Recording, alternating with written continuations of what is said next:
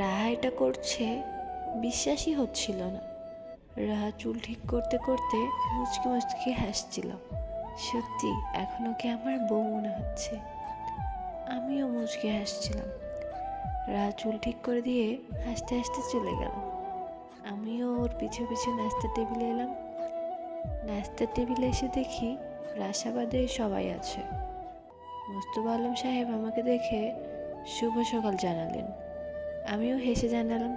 উনি জিজ্ঞাসা করলেন, শরীর মন সব ভালো তো? জি ভালো, আপনার? আমারও ভালো। ওনাকে খুব হাসি খুশি দেখাচ্ছিল, সেটা দেখে আমার বেশ ভালো লাগলো। আমি রাহার দিকে তাকালাম। রাহা ইশারায় আমাকে ধন্যবাদ জানালো। আমি বেশ বুঝলাম কেন ধন্যবাদ দিল। কারণ গতকাল রাতে ওর বাবাকে ব্যাপারটা জানালে হয়তো উনি এখন হাসপাতালে থাকতেন। এই হাসি মুখটা আর দেখা হতো না। রাহা আমার দিকে নাস্তার প্লেট এগিয়ে দিল। আমি প্লেট নিয়ে খাওয়া আরম্ভ করলাম। মুস্তফা আঙ্কেল বললেন, রাশা এলো না খেতে? রাহা বলল, বাবা ওর শরীর খারাপ তাই শুয়ে আছে। সে কি হয়েছে? আরে তেমন কিছু না, সারা রাত জেগেছিল তো, তাই এখন মাথা ব্যথা, ঘুমাচ্ছে। তুমি টেনশন করো না তো। আঙ্কেল আমার দিকে তাকিয়ে বললেন, বুঝলে নীলাভ? আমি জিজ্ঞাসা চোখে তাকালাম। আঙ্কেল বললেন, এই মেয়েটাকে নিয়ে আর পারি না। আমার একটা কথাও শুনবে না, খুব অনিয়ম করে চলবে। মেয়েটাকে নিয়ে আমি কী যে করব। আমি কিছু বললাম না। আন্টি বললেন, কিছুই করতে হবে না, দেখতে দেখতে মেয়ে বড় হয়ে গেল, এখন বিয়ে দিয়ে দাও, দেখবে সব ঠিক হয়ে গেছে। আঙ্কেল সম্মতি দিয়ে বললেন, তা ঠিক বলেছ, বিয়ে দিলেই সব ঠিক হয়ে যাবে। আন্টি বললেন, আগে রাহার বিয়েটা দিতে হবে, ওর বিয়েটা হয়ে গেলে তারপর আশা। আমি আর চোখে রাহার দিকে তাকালাম, দেখি লজ্জায় লাল হয়ে গেছে। বিয়ের কথা শুনে বোধ হয় মেয়েরা এভাবেই লাল হয়ে যায়। আঙ্কেল বললেন, হ্যাঁ হ্যাঁ ঠিক বলেছ, কিন্তু ভয় পাই জানো, মেয়ে দুটো স্বামীর ঘরে চলে গেলে বড্ড একলা হয়ে যাব আমরা, তাই না? রাহা বলল, বাবা তুমি থামো তো, এখন আমি কোথাও যাচ্ছি না তোমাদেরকে ছেড়ে, বিয়ের সময় অনেক পড়ে আছে, আমাকে বিদায় করার কথা ভাবলে কিন্তু রাগ করব। আঙ্কেল আন্টি হাসলেন, আমিও হাসলাম ভদ্রতার খাতিরে,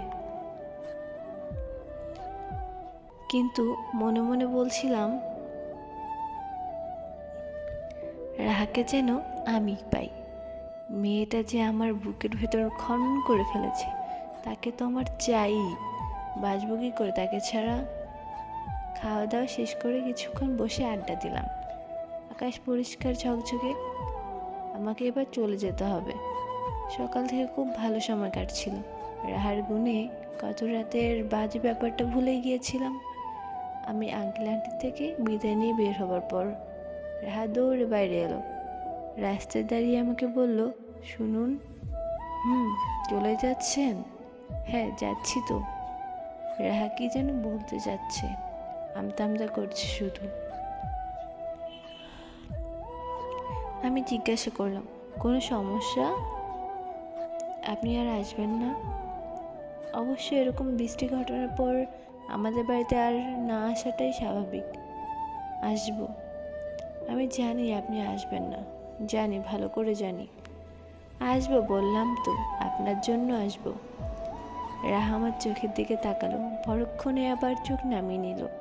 বলল, আপনার ফোনটা দেখি। আমি ফোন বের করে এগিয়ে দিলাম। রাহা কি যেন করলো, তারপর আমার ফোন এগিয়ে দিয়ে বলল, আমার নাম্বার সেভ করে দিলাম, বাসায় পৌঁছে আমাকে একটা ফোন দিবেন, একটা কথা বলতাম, কিন্তু এখন বলতে পারছি না, আসি। রাহা দৌড়ে বাসার ভেতর চলে গেল। আমি আনন্দে লাফিয়ে উঠলাম। তারপর চলে এলাম নানু বাড়িতে। মনে খুশির জোয়ার বইছে। এই আনন্দ কোথায় রাখি? নানু বাড়ির সবাই আমার লাফালাফি দেখে কারণ জানতে চাচ্ছিল। খুশি ঠেলায় কথাই বলতে পারছিলাম না। ছাদে এসে দরজা লাগিয়ে দিয়ে রাহাকে ফোন দিলাম। রাহার মিষ্টি কণ্ঠস্বর শুনেই বুকের ভিতর কেঁপে উঠল। অনেক আশা ও উত্তেজনা নিয়ে জিজ্ঞাসা করলাম, কি কথা যেন বলবেন বলেছিলেন? রাহা বলল, তেমন কিছু না, রাশার কাজটার জন্য সরি বলতে চেয়েছিলাম। আমি ওর হয়ে ক্ষমা চাইছি, প্লিজ এটা মনে রাখবেন না। আমি হতাশ হয়ে বললাম, জাস্ট এটাই? হ্যাঁ এটাই, আর কিছু বলার নেই? ও আচ্ছা, আমি আরও ভাবলাম। কি ভাবলেন? আমি কিছু না বলে চুপ করে রইলাম। রাহা জিজ্ঞাসা করলেন, কি করছেন? এই তো ছাদে পায়চারি করছি। তুমি? এভাবে কথা বাড়তেই লাগলো। অনেকক্ষণ কথা বলার পর একজন আরেকজনের সম্পর্কে অনেক কিছু জেনে নিলাম। কথা বলে বিকেল হয়ে এলো। ফোন রেখে নিচে নেমে এলাম। রাহাকে দ্রুত আমার করে নিতে পারবো মনে হচ্ছে। কি আনন্দ! পরের দিন রাতেও অনেক রাত পর্যন্ত রাহার সাথে কথা হলো। মনে হচ্ছে এই একটা ঘটনার পরেই রাহা আমার প্রতি দুর্বল হয়ে গেছে। যাই হোক, যা হয়েছে ভালোই হয়েছে। কিন্তু রাতে খাবার টেবিলে মামা যা বললেন সেটার জন্য আমি একেবারেই প্রস্তুত ছিলাম না। বড় মামা হঠাৎ করেই তার মেয়েকে বিয়ে করার জন্য প্রস্তাব দিলেন। আমার মাথায় যেন আকাশ ভেঙে পড়ল। মা বাবা দুজনেই মামাকে অনেক ভালোবাসে। যদি তারা বিয়ের ব্যাপারে জোর করে তাহলে কি হবে? মামাতো বোন রাইসাও আমাদের সাথে খাচ্ছিল। বিয়ের প্রস্তাব দেওয়াতে উঠে চলে গেল। ওর চোখ মুখ দেখে আমি নিশ্চিত ও বিয়েতে রাজি। আমি নিরুপায় হয়ে মামার দিকে তাকালাম। মামা বললেন, রাইসা তোকে অনেক পছন্দ করে। আমরাও সবাই করি, যদিও বোনের ঘরে আত্মীয়তা করতে চাইছিলাম না, কিন্তু রাইসা ওর বোনদের সবাইকে বলেছে বিয়ে করলে তোকেই করবে। ওর পছন্দ তো ফেলতে পারি না বাবা। আমি মাথা নিচু করে ফেললাম। রাইসা তো নিজের কথা বলে রেহাই পেয়েছে, আমি এবার কিভাবে থামাবো সব কিছু? আমার পছন্দ অপছন্দ থাকতে পারে, বাবা মা সেটা ভেবেও দেখবে না? তার কাছে বড় ভাই ভাবির ইচ্ছেটাই অনেক গুরুত্বপূর্ণ। কি যে করি! আমি আর খেতে পারলাম না। তাড়াহুড়ো করে খাবার শেষ করে বললাম, মামা আমার মাথা ধরেছে, আমি রুমে যাই। এ ব্যাপার নিয়ে আব্বু আম্মুর সাথে কথা বলে নেবেন। কথাটা বলে আর দাঁড়ালাম না। সবাই হতভম্বের মতন আমার দিকে তাকিয়ে রইল। আমি জানি এটা অভদ্রতা হয়ে গেছে, কিন্তু এটার মাধ্যমে হলেও অন্তত বুঝতে পারুক আমি এই বিয়ে করতে পারবো না। যার প্রতি আমার কোনো ফিলিংস নেই তাকে বিয়ে করা আমার পক্ষে সম্ভব না। আমি রুমে এসে দরজা লাগিয়ে দিয়ে কল দিলাম রাহাকে। মনের যন্ত্রণা মেটানোর জন্য সর্বোত্তম চেষ্টা করলাম। ভার্সিটি লাইফ, বন্ধু বান্ধব, প্রেম এসব নিয়ে কথা হতে লাগলো। কথা বলতে বলতে রাহাকে অনেক আপন মনে হচ্ছিল আমার। নানু বাড়ির কারোর সাথেই আমার আর তেমন কথা হলো না। মামা অফিসে গেলে আমি মামিদের থেকে বিদায় নিয়ে বাসায় চলে এলাম। বড় মামি অবাক হয়ে বারবার বলছিলেন, কেন চলে যাচ্ছি এভাবে? তবে আশা করি সবাই একটুকু বুঝতে পেরেছে যে আমি রাইসাকে বিয়ে করতে যাচ্ছি না বলে চলে যাচ্ছি। এবারে সে লাভ খুশি দুটো একসাথে হতে চলেছে আমার। আমি সবার কথা অমান্য করেই রীতিমতো জোরপূর্বক বাসায় চলে এলাম। আম্মু আমাকে দেখে পুরোপুরি অবাক। কোনো ফোন না দিয়ে বাসায় চলে এসেছিস, তার উপর হঠাৎ করে? মা অবাক হলেও আমার মুড দেখে আর কিছু জিজ্ঞাসা করার সাহস পেল না। আমি বাসায় পৌঁছে গোসল সেরে একটা ফ্রেশ ঘুম দিলাম। ঘুম থেকে ওঠার পরেই মা চা নিয়ে এসে আমার পাশে বসলো।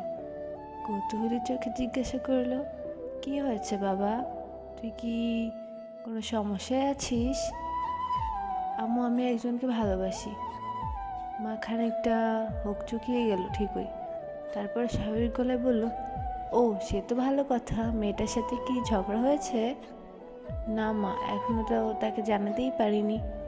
মা হেসে বলল, তাহলে আর দেরি কেন বাবা, দ্রুত জানিয়ে দে। আর আমারও তো একটা লাল টুকটুকে বউ দরকার। আমি মায়ের কোলে মাথা রেখে বললাম, মা আমি ওকে ছাড়া আর কাউকে বিয়ে করতে পারবো না। তোকে পারতে কে বলেছে? আমরা কি তোকে অন্য কোথাও বিয়ে দিচ্ছি নাকি? না মা, তবু বলে রাখলাম, আমি ওকে ভালোবাসি, মানে ওকেই আমার চাই। আমি ওকে ছাড়া আর কাউকে গ্রহণ করতে পারবো না, ব্যাস। মাকে কথাটা বলে আমি চায়ে চুমুক দিলাম। মা হাসতে হাসতে আমার মাথায় হাত বুলিয়ে দিল। আমি আবেগের সুরে বললাম, আম্মু রাহা অনেক মিষ্টি একটা মেয়ে, ওকে তোমার খুব পছন্দ হবে, দেখো। ওর নাম বুঝি রাহা? হ্যাঁ আম্মু, ও নামের মতোই মিষ্টি, কি যে কিউট তুমি ভাবতেও পারবে না। যতটা না মিষ্টি দেখতে তার চেয়ে বেশি সুন্দর ওর পার্সোনালিটি। আম্মু তাড়াতাড়ি আমার ওকে নিয়ে আসতে চাই। আমার ঘরে হেঁটে হেঁটে বেড়াবে, দেখতে খুব ভালো লাগবে না বলো? মা আমার কথা শুনে হেসেই খুন হয়ে যাওয়ার মতন অবস্থা। আমার কথায় মায়ের আগ্রহ খানিক বেড়ে গেছে বুঝতে পারলাম। আমি আরও বেশি বেশি রাহাকে নিয়ে সুনাম গাইতে চেষ্টা করলাম, যাতে ওর প্রতি মায়ের একটা আলাদা ফিলিংস জন্মে। শেষে ক্লান্ত হয়ে মাকে রুম থেকে বিদায় দিলাম। মনটা এখন অনেক ফুরফুরে। রাহাকে কীভাবে ইমপ্রেস করা যায় মনে মনে সেই ফোন দিয়ে আসছি। সারাদিন রাহার সাথে ফোনে মেসেজিং চালিয়ে গেলাম। রাত্রিবেলা খাওয়া দাওয়া শেষ করে রুমে এসে মাত্র শুয়েছি। এমন সময় বাবা মায়ের রুম থেকে আমার ডাক পড়লো। ফোন টিপতে টিপতে ওদের দরজায় এসে দাঁড়ালাম। বাবার মুখ অনেক গম্ভীর, কাহিনী কি বুঝতে পারলাম না আমি। কৌতূহলী চোখে গিয়ে পাশে দাঁড়ালাম। আব্বু বলল, বসো। কি হয়েছে আব্বু? এত চিন্তিত দেখাচ্ছে কেন তোমাকে? Any problem? মা বলল, তুই তোর নানু বাড়ির কাউকে কিছু না জানিয়ে চলে এসেছিস কেন? আমি চুপ থেকে বললাম, মেজো মামিকে বলে এসেছি। এনাফ? মেজো মামিকে বলে চলে আসলেই হবে? আগে থেকে কাউকে কিছু না জানিয়ে হুট করে চলে আসাটা কোন ধরনের বেয়াদবি? মা আমার মনের উপর প্রেশার পড়ছিল, আমি নিতে পারছিলাম না। কিসের প্রেশার? মা কিছু জানায়নি তোমাকে? মামা কিছু জানায়নি তোমাকে? মা বলল, না, শুধু তোর নানা ফোন দিয়ে বলল ছেলে মানুষ করতে পারোনি, বেয়াদব হয়েছে। গতকাল রাতে বাসার বাইরে ছিল, আর আজকে কাউকে কিছু না বলে চলে গেছে। আমাদের মান সম্মান রাখলি না কিছু। সবাই তোকে কত ভালো জানতো, অথচ এটা কি করে এলি? আমি নিশ্চুপ।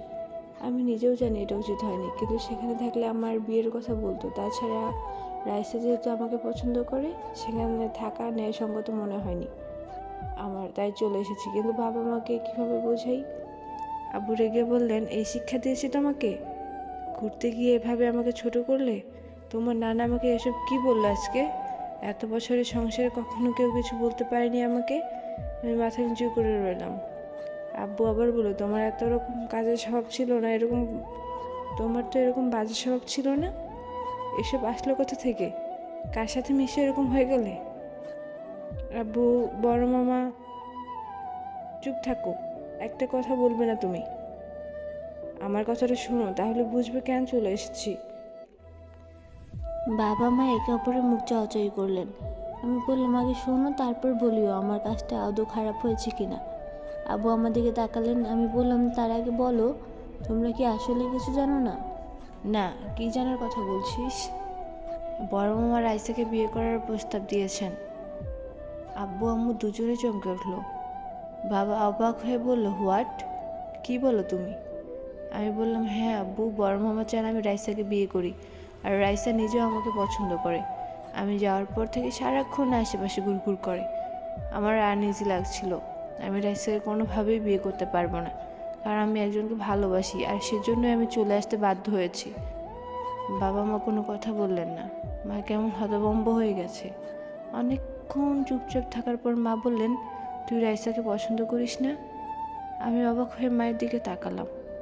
এখন আবার মার মন ঘুরে যাবে না তো?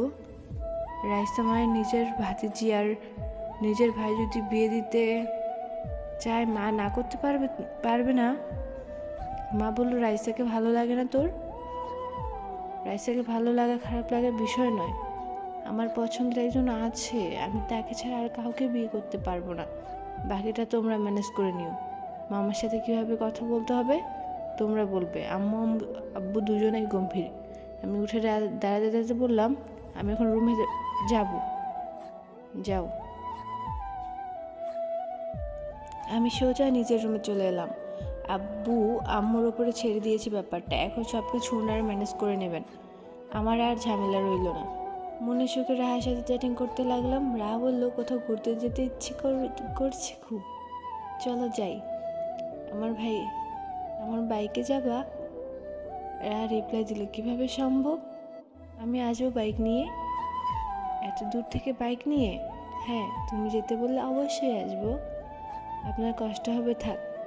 কষ্ট একটু না হয় হবে, আমি আসবো। আপনি আসতে চাইলে ট্রেনে আসুন, এসে দেখা করেই চলে যাবেন। Okay ma'am, যথাজ্ঞা। রাহার সাথে পরদিন দেখা করতে যাব এরকমই পরিকল্পনা করে রাখলাম। অথচ সকালবেলা রেডি হয়ে বের হওয়ার সময় দেখি মুস্তফা আঙ্কেল আমাদের বাসার সামনে। আমি তো অবাক, আঙ্কেল এখানে? উনি আমাকে দেখে হাসলেন। আমি ছুটে গিয়ে শুভেচ্ছা জানালাম আঙ্কেলকে। বললেন, তোমার টানে না এসে পারলাম না। সত্যি?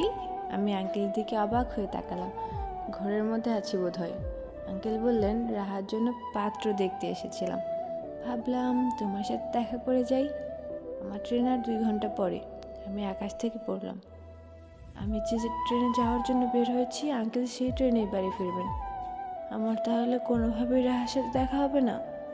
কিন্তু তার চেয়ে করুণ কথা সেটা হচ্ছে রাহার জন্য পাত্র। আমি কৌতূহলের ভান করে বললাম, আঙ্কেল, পাত্র দেখতে এসেছিলেন? হ্যাঁ, পাত্র ইঞ্জিনিয়ার। ছেলে আমার খুব পছন্দ হয়েছে। আমার বুকের ভেতর দাউ দাউ করে আগুন জ্বলে উঠল। আঙ্কেলকে নিয়ে বাসার ভেতরে প্রবেশ করলাম। আজ আমার কোনোভাবেই আর যাওয়া হবে না। কিন্তু রাহার বিয়ে কীভাবে আটকাবো আমি? একসাথে দুজনের বিয়ে কথা উঠেছে, কি অদ্ভুত নিয়ম। মুস্তফা আঙ্কেল নাস্তা করে বাবা মায়ের সাথে সৌজন্য সাক্ষাৎ করেই চলে যাওয়ার জন্য বের হলেন। আমি আজ আর যাব না। আগামীকালকে রাহাকে প্রপোজ করে দিব সরাসরি। রাহাকে ফোনে বিয়ের কথাটা বলতেই ও কেমন জড়সড়ো হয়ে গেল। অনেকক্ষণ থম মেরে চুপ রইল। আমি হ্যালো হ্যালো বললাম কিছুক্ষণ, কিন্তু কোনো রিপ্লাই পেলাম না। শেষে বাধ্য হয়ে ফোন কেটে দিলাম। পরের দিন গিয়ে সরাসরি ওকে প্রপোজ করবো, এরকমই চিন্তা ভাবনা আমার। কিন্তু এর মধ্যে বাঁধলো আরেক বিপত্তি। রাত্রিবেলা আব্বু আম্মু আমাকে ডেকে বললেন, তোমার নানু বাড়ির সবাই চাই তুমি রাইসাকে বিয়ে করো। সবাই চাইলে কি হবে, আমি তো চাই না, তোমাকেও চাইতে হবে। আমাদেরও রাইসাকে অনেক পছন্দ। কিন্তু আব্বু, আমি একজনকে পছন্দ করি। আব্বু বলল, তাকে আমাদের বাসায় নিয়ে এসো, আমরা দেখি, যদি পছন্দ হয় তাহলে তাকেই বিয়ে করিও। আর যদি মনে হয় সে আমাদের বাড়ির বউ হওয়ার অযোগ্য, তাহলে রাইসাকে বিয়ে করতে হবে তোমার। রাহাকে হারানোর চিন্তাটা আমার ভেতরে একেবারে জেঁকে বসেছে। শান্তি মতন চলাফেরাও করতে পারছি না। কিভাবে সব কিছু সমাধান করা যায় সেই চিন্তা আমাকে গ্রাস করে ফেলেছে। রাহাকে মেসেজ দিয়ে কোনো উত্তর পেলাম না। ফোন দিলেও কয়েকবার রিং হলো, কিন্তু রাহা রিসিভ করলো না। আমি আজকে দেখা করতে যাব বলেছিলাম। ও নিশ্চয় অপেক্ষা করে বসেছিল। আমি যাইনি বলে নির্ঘাত ভয়ানক রেগে আছে। কিন্তু ফোন না ধরলে তো রাগও ভাঙাতে পারবো না। মেসেজ দিয়ে অপেক্ষা করতে লাগলাম অনেকক্ষণ পর রাহার নাম্বার থেকে কল আসলো। রিসিভ করার পরও ভেজা ভেজা কণ্ঠে বলল, আমার তো মরণ দশা হয়ে গেছে। কেন? আমার বিয়ে পাকা করে ফেলেছে বাবা। একেবারে পাকা করে ফেলেছে? কি বলো এসব? হ্যাঁ, বাবা এই ছেলের সাথেই আমার বিয়ে দিবে। কিন্তু আমি কোনোভাবেই ওকে বিয়ে করতে পারবো না। আমি কৌতূহলবশত জানতে চাইলাম, কেন পারবে না? কারণ ওই ছেলেটার সাথে আমার একসময় রিলেশন ছিল, ব্রেকআপ হয়ে গেছে। ছেলে আমাকে যা ইচ্ছে তাই অপমান করছিল। যে আমাকে অপমান করেছে তার সাথে থাকা আমার পক্ষে পসিবল না। আমি চুপচাপ শুনে যাচ্ছি। রাহা বলল, ছেলেটা আমার পিছু ছাড়েনি, কিন্তু বিশ্বাস করুন, ওর প্রতি আমার বিন্দু মাত্র ফিলিংস নেই। আমি ওকে বিয়ে করলে সুখী হতে পারবো না। অপমানগুলো আজীবন আমাকে কুড়ে কুড়ে খাবে। ওকে ভালোবাসতেও পারবো না। কিন্তু বাবা তো পাকা কথা দিয়ে ফেলেছে, বললেন এখন যেভাবে হোক বিয়েটা আটকাতে হবে। রাহা, একটা কথা বলবো? হ্যাঁ বলুন। আমারও সেম প্রবলেম। বাসা থেকে বিয়ের জন্য মেয়ে ঠিক করে ফেলেছে আমার মামাতো বোনের সাথে। কিন্তু আমি তো আমাকে কি? রাহা, আমি তোমাকে পছন্দ করি। শুধু পছন্দ না, আমি তোমাকে নিয়ে আজীবন থাকার স্বপ্ন দেখি। বিশ্বাস করো, প্রথম দিন তোমাকে দেখেই আমি তোমার প্রেমে পড়ে গিয়েছিলাম। রাহা নিশ্চুপ। আমি বললাম, আমাকে বিলিভ করো রাহা, আমি একটুও মিথ্যা বলছি না। আমি সত্যি প্রথম দেখাতেই তোমার প্রেমে পড়েছি। Love in first sight. Please Raha, আমাকে ভুল বোঝো না। আমি সারা জীবনের জন্য শুধু তোমাকেই পেতে চাই। হুট করে কলটা কেটে গেল। ধক করে উঠলো আমার বুক। আবার ডায়াল করলাম, কিন্তু রাহা রিসিভ করলো না। এদিকে আমার টেনশন হু হু করে বাড়ছে। একদিকে বিয়ের টেনশন, একদিকে রাইসা, একদিকে ভালোবাসা হারানো। সব মিলে কঠিন প্যারায় পড়েছি আমি। রাহাকে আর ফোন দেওয়ার সাহস পাইনি। ক্ষমা চেয়ে SMS পাঠালাম ওর নাম্বারে। জানি না এতে কতটুকু লাভ হবে, কিন্তু রাহা যেন আমাকে ভুল না বোঝে। পরের দিন থেকে দেখি রাহার নাম্বার বন্ধ। আমার সাথে যোগাযোগ বন্ধ করার জন্যই ফোন অফ রেখেছে, নাকি আবার বিয়ের ব্যবস্থা করেছে, সেটা ভেবে চিন্তায় ভেঙে পড়লাম আমি। সারাদিন ফোন দিয়ে বন্ধই পেলাম। এভাবে 2 দিন পার হয়ে গেল। আব্বু আম্মু আমাকে বারবার প্রেশার দিচ্ছে, হয় রাহাকে নিয়ে এসো তাদের সাথে দেখা করিয়ে দেওয়ার জন্য, আর নয়তো রাইসাকে বিয়ে করার জন্য। আমি অনেক চেষ্টা করেও মায়ের ডিসিশন বদলাতে পারলাম না। বারবার শুধু মনে হচ্ছে, মা তো একজন মেয়ে কেন বুঝতে পারছে না তার ছেলের ভেতরে কি বয়ে যাচ্ছে। ছেলেরা নাকি কখনো কাঁদে না, অথচ আমার বুক ফেটে কান্না আসছে। এ কেমন পরিস্থিতিতে পড়লাম আমি, যে আমি সারা জীবন হেসে খেলে পার করেছি, সেই আমাকে এইভাবে চাপে ফেলে দেওয়া হলো। কার জীবনে কখন কি আসে কেউ বলতে পারে না। আজ আর থাকতে পারলাম না। রাহার ফোন তো বন্ধ, কিন্তু আমি একবার ওর সামনে গিয়ে দাঁড়াবো। আমি সরাসরি যাব ওর বাসায়, ওকে ডিরেক্ট জিজ্ঞাসা করব আমাকে ভালোবাসতে পারবে কিনা। আর যদিও আমার থেকে হারিয়ে গিয়ে থাকে, তাহলে কি করব নিজেও জানি না। আশা হারলাম না, কিন্তু দুশ্চিন্তায় মর্মর অবস্থা। আমার মনে হাজারো প্রশ্ন আর দগ্ধ হৃদয় নিয়ে রাহাদের বাসায় চলে এলাম। রাহার মা আমাকে দেখে অবাক, খুশি হয়ে বললেন, বাবা তুমি? আমি বললাম, আন্টি আঙ্কেল কোথায়? উনি তো বাসায় নেই বাবা, কাজে গেছেন, বিকেলের আগে ফিরবে না মনে হয়। আমি তাহলে একটু বসি? হ্যাঁ বাবা বসো, আমি শরবত এনে দিচ্ছি। আন্টি লাগবে না, আমি রাহার সাথে একটু জরুরি কথা বলতে চাই। ও কি বাসায় আছে? আন্টি অবাক হলেও লুকিয়ে গিয়ে বললেন, রাহা রুমে আছে। কী বিষয়ে কথা বাবা? আন্টি একটা পার্সোনাল কথা, আগে আমি ওর সাথে কথা বলবো, তারপর আপনি ওর কাছ থেকে জেনে নিয়েন। আন্টি ভ্রু কুঁচকেলেন, ভাবটা এমন যে রাহার সাথে আমার কি পার্সোনাল কথা থাকতে পারে। আন্টি রাহার নাম ধরে ডাকলেন। আমি বললাম, আমি নিজে গিয়ে কথা বলছি। রাহার রুমের দরজায় এসে দেখি ও শুয়ে বই পড়ছে, কিন্তু মুখটা অনেক মলিন। বইয়ের দিকে তাকিয়ে থাকলেও মনোযোগ অন্যদিকে। আমি দরজায় দাঁড়িয়ে বললাম, বইয়ে মুখ ডুবিয়ে অন্যমনস্ক কেন? রাহা চমকে উঠে আমার দিকে তাকালো, যেন নিজের চোখকে বিশ্বাস করতে পারছিল না। আমি বললাম, হঠাৎ যোগাযোগ বন্ধ করে দিলেন? অপর পাশের মানুষটার কথা একবার অন্তত ভাবা উচিত ছিল।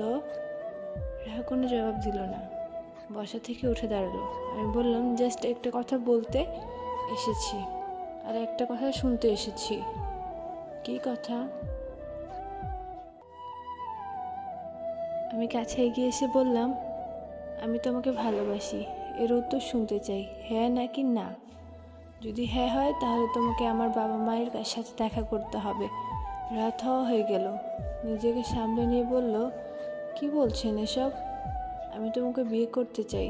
তুমি চাইলে দুজনের বিয়েটাই বন্ধ করে আমরা নতুন লাইফ শুরু করতে পারি রাহা।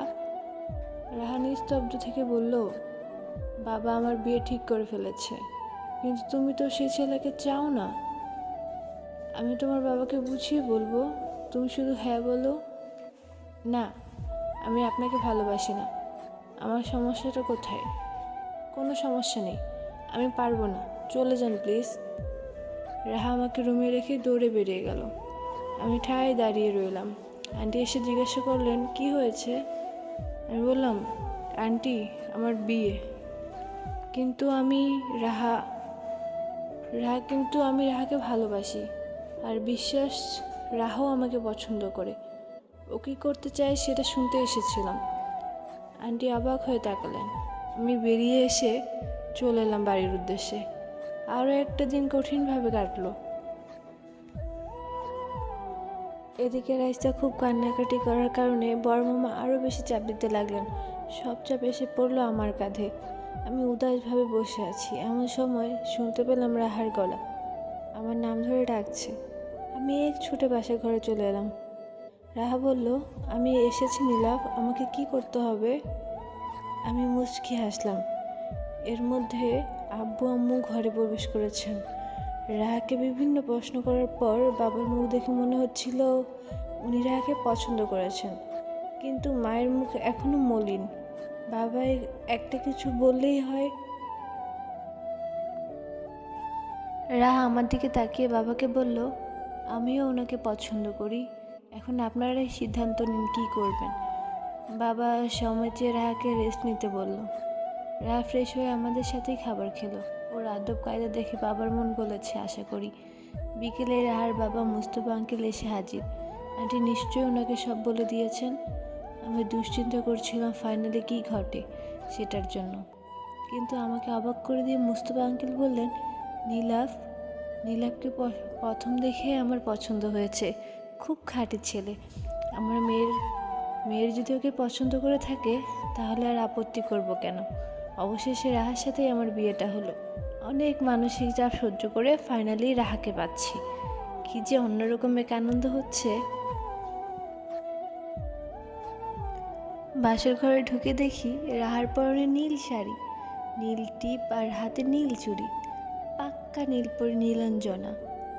আমার সেই প্রথম দিনের কথা মনে পড়ে গেল। এ যেন আমার স্বপ্নের রাজ্যের নীল পদ্মবতী। আমি অপলক রাহাকে দেখছি আর মনে মনে বলছি, তুমি পদ্ম, আমি নীলাভ। না, তুমি নীল পদ্ম, নীলাঞ্চরী। না না, তুমি আমার নীল পদ্মবতী। জানো, পদ্ম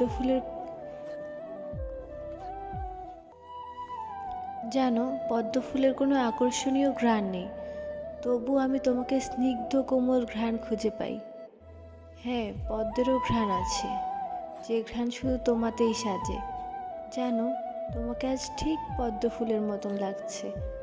তবুও আমার ইচ্ছে হচ্ছে একগুচ্ছ পদ্ম ওর হাতে তুলে দেই। আপাতত পদ্ম তো নেই, ভালোবাসার হাতটাকেই না হয় পদ্ম ভেবে গ্রহণ করুক।